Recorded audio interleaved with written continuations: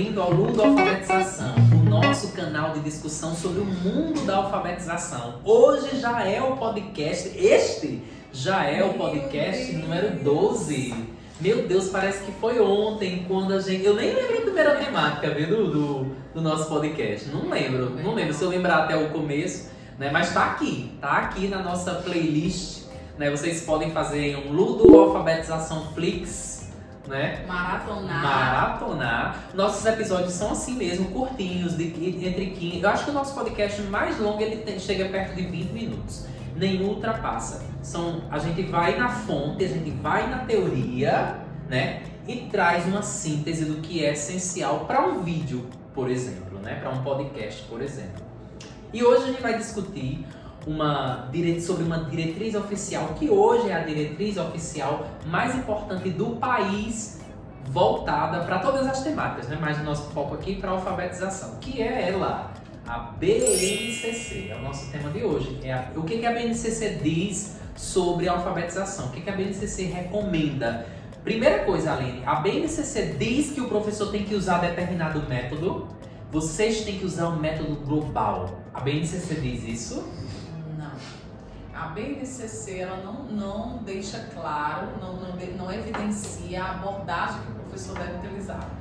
Ela aponta para um trabalho voltado para a fala e a escrita, mas não determina a forma como o professor deve trabalhar. Isso não só na alfabetização, mas em tudo que a BNCC trata. Afinal de contas, a BNCC nem é currículo e a BNCC não vai dizer como é que o professor tem que fazer aquilo. Isso. A BNCC é um documento normativo que garante os direitos de aprendizagem de todos os estudantes brasileiros. É uma base nacional comum curricular que vai orientar a reestruturação dos currículos e aí vai descendo. A reestruturação do PPP, a reestruturação dos planos de ensino, a reestruturação da forma como a gente pensa a aula, por exemplo. Então, quando a BNCC não diz que o professor tem que usar o método sintético alfabético ou que o professor tem que usar o método analítico da sentenciação, é porque a BNCC não tira a autonomia do professor e a BNCC também deixa muito aberta essa questão de olhar para o que a criança precisa. Afinal de contas, nós já tratamos disso quando a gente falou sobre os métodos de alfabetização, que não existe um método melhor, existe um método que se encaixa na realidade do aluno. Mas a BNCC alerta para uma coisa, essa relação grafofonêmica, esse D que vão contribuir para o desenvolvimento da consciência fonológica da criança. Então, se você está trabalhando com o método alfabético, sintético alfabético, ok, beleza, mas não esquece que não é só mostrar a letra. Tem que ter esse trabalho com o som, que é justamente o que vai ao encontro do que a BNCC sugere, que é esse trabalho grafema-fonema, grafema-fonema. Isso, e a BNCC ela vai trazer como foco da ação pedagógica na alfabetização nos anos iniciais do ensino fundamental, porque tem isso também. Sim. Antes, no plano nacional. No Pacto Nacional, a alfabetização se estendia até o 3º ano. Com a BNCC, ela foi puxada para o 2º ano, então o ciclo de alfabetização ele começa na educação infantil e vai até o 2º ano do ensino fundamental. O 3º ano do ensino fundamental ele ficou, vamos dizer assim, dedicado à ortografia. Isso, é uma consolidação. Né? Isso. Quando a gente vai estudar as hipóteses de escrita e o desenvolvimento psicogenético da escrita, a gente vê que a ortografia é a última, né, a última fase aí desse desenvolvimento. Então é como se fosse realmente essa consolidação ali no 3º ano. Mas o processo mesmo, o ciclo de alfabetização, ele vai até o 2º ano do ensino fundamental. Ele a gente sabe que nem sempre é possível, porque nem sempre ele se inicia na educação infantil como deveria, então nem sempre ele também finaliza no 2º ano como deveria. Isso. E quando isso não acontece, a gente sabe também que os prejuízos são muito grandes. E é por isso a quantidade de políticas públicas voltadas para a alfabetização. A gente tem muitos programas de alfabetização a nível nacional, inclusive está chegando um aí, né? Já está em fase de implementação, o novo Programa Nacional de Alfabetização. Nós temos programas a nível estadual, nós temos programas locais, municipais, Por que tanto programa de alfabetização? Justamente porque a gente não venceu isso ainda. De chegar ao final do ciclo de alfabetização com todas as crianças de fato alfabetizadas na idade e no tempo certo, né? Pelo menos de acordo com as recomendações dos estudiosos, né? Da linguística. Isso, e os estudos são crescentes nessa área, porque é sempre a alfabetização, acredito que não só para nós pesquisadores, mas para outros pesquisadores, instituições federais, instituições estaduais, universidades, faculdades, enfim, né, programas aí de mestrado, doutorado. Existem muitas pesquisas. Por quê? Porque a alfabetização tem que estar todos nós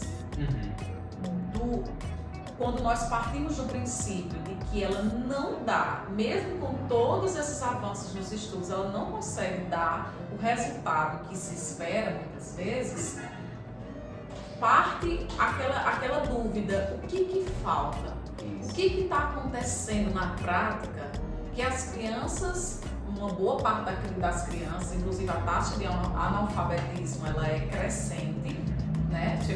Teve um determinado momento da nossa história, acho que em 2019, ela começou a reduzir, aí veio a pandemia, começou a levantar de novo. Então, a estatística aponta para uma crescente no nível de analfabetismo no Brasil. E é muito interessante. O que está acontecendo? E quando a gente faz essa pergunta, o que está acontecendo, geralmente o nosso olhar ele se volta para o aluno. O que está acontecendo, né? Mas o olhar primeiro ele tem que ser para quem dá vida às políticas públicas voltadas à alfabetização, que é quem? É o professor. Então, o primeiro olhar tem que ser: quem é o professor alfabetizador? O professor, quais são os domínios de alfabetização que o professor possui? Qual desses domínios de alfabetização, segundo a pesquisadora Isabel Frade, né, que são 3 os domínios de alfabetização que o professor precisa de fato dominar? Primeiro é o objeto de estudo, né, de ensino. Né? Segundo, é o conhecimento do aluno sobre esse sistema alfabético, né? Sobre as hipóteses de escrita da criança, o desenvolvimento psicogenético. E o terceiro são os métodos de ensino, né? Então são esses 3 domínios. Quem é o professor? O professor possui esses 3 domínios de forma muito consciente, muito solidificada já nos seus estudos em alfabetização, sobre alfabetização? E na sua prática. Porque o que nós muitas vezes encontramos, eu acredito que não seja uma realidade só nossa. Você que está nos acompanhando também já deve ter visto ou deve ter ouvido alguns relatos de insucesso na alfabetização, ou deve ter visto, né, um número considerável de crianças que saem desse ciclo sem completar as habilidades básicas para se consolidar um processo de alfabetização.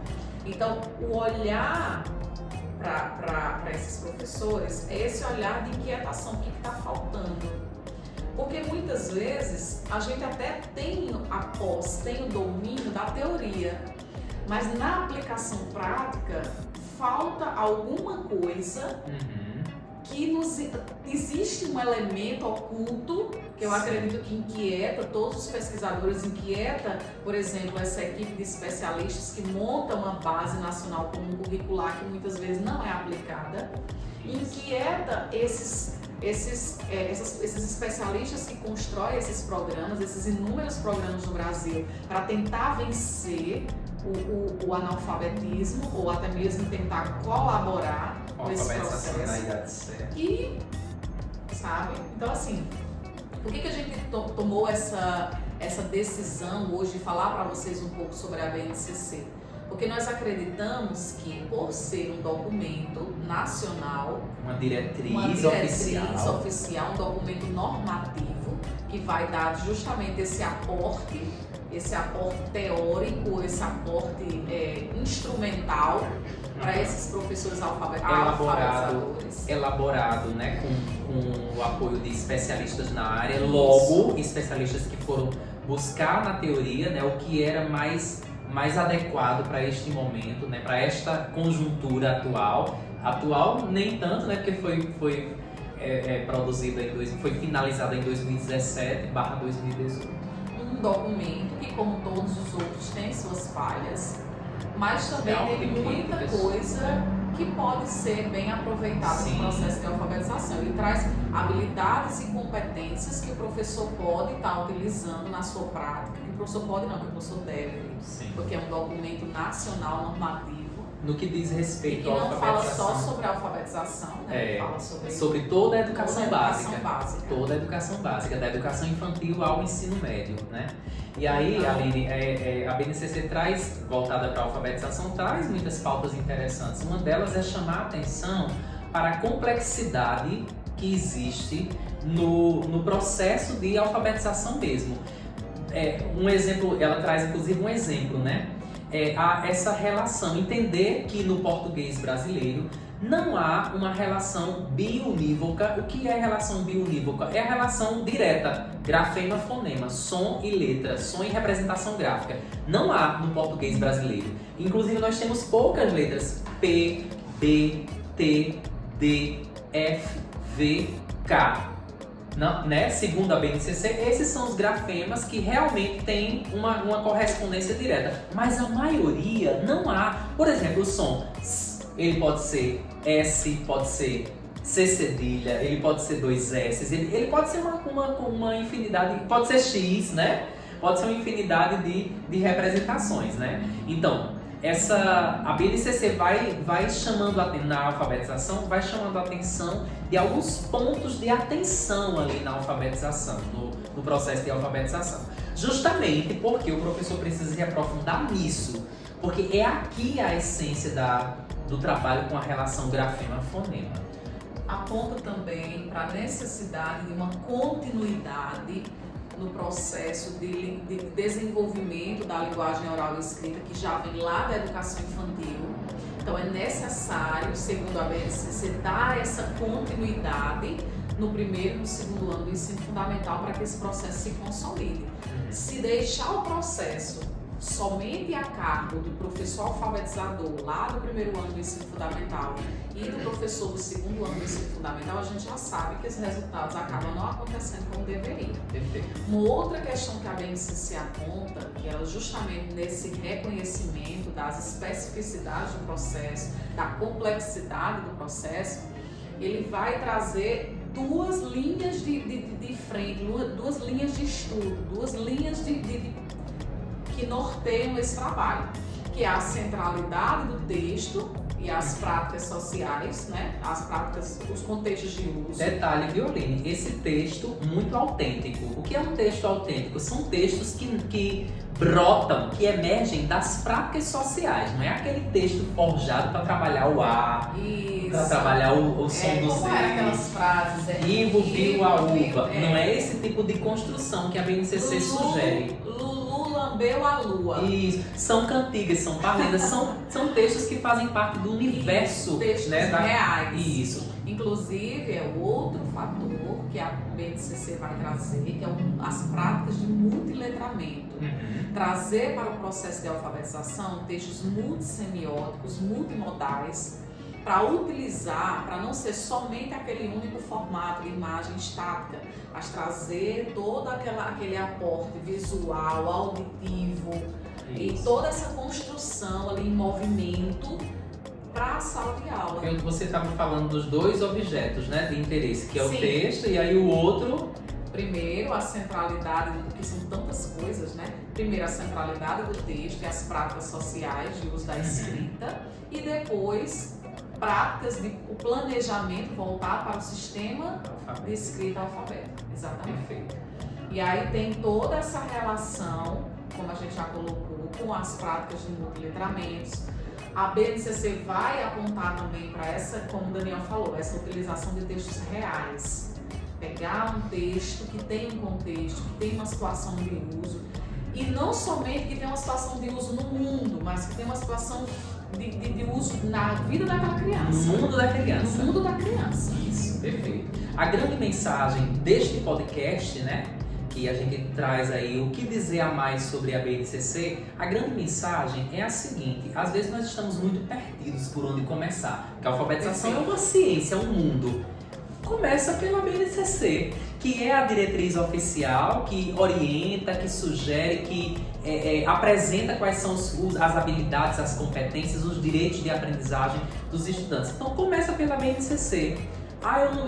Mas a BNCC é um documento com mais de 600 páginas. Ok, você é professor do ciclo de alfabetização. Começa por aí, né? Começa pelo ciclo de alfabetização, pela parte que trata de alfabetização, o texto que trata de alfabetização lá na BNCC. Ah, Daniel, mas a BNCC não diz como ensinar, só o que ensinar. Isso, e não vai ter. Porque a autonomia ainda é do professor, o como, e seria muito perigoso. Imagine só, um documento nacional num país continental como é o Brasil, se a gente tivesse um documento que dissesse como era que ia ensinar. Isso é um apagamento das realidades, isso é um apagamento dos vários contextos escolares, das várias realidades escolares. Então a BNCC não diz como e nem vai dizer. Nem é bom que diga. E nem é bom que diga, porque senão adeus a autonomia do professor. E adeus a personalização da educação. Isso. Adeus o conhecimento de mundo do aluno. Adeus a realidade do estudante. Imagine se a BNCC dissesse que todas as escolas, todos os professores do ciclo de alfabetização devem planejar suas aulas baseadas no método global.